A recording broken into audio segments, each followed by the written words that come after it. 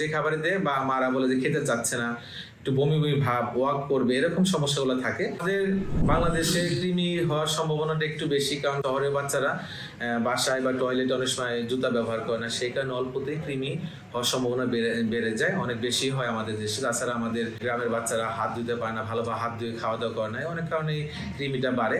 কৃমির লক্ষণগুলো হলো একটা বাচ্চার পেটটা একটু ফুলা ফুলা থাকবে, বমি বমি থাকবে, ওর খেতে চাবে না, ডিসপেপসিয়া বলি, বাচ্চাকে মুখে যে খাবারে দেয় বা মারা বলে যে খেতে চাচ্ছে না, একটু বমি বমি ভাব, ওয়াক করবে, এরকম সমস্যাগুলো থাকে। এইগুলা দেখলে বুঝতে পারি সাধারণত কৃমি হয়েছে। তাছাড়া অনেক দীর্ঘমেয়াদী যদি কৃমির সমস্যা থাকে, সেই ক্ষেত্রে বাচ্চার রক্তশূন্যতা দেখা দিতে পারে, বাচ্চার ওজন বৃদ্ধি পায় না, বাচ্চার গ্রোথ ভালো মতো হয় না। সেই কারণগুলো আসলে এইগুলাই সাধারণত দেখলে আমরা বুঝতে পারি বাচ্চা কৃমি আক্রান্ত। আসসালামু আলাইকুম, আমি ডাক্তার মোহাম্মদ আজহারুল ইসলাম রনি।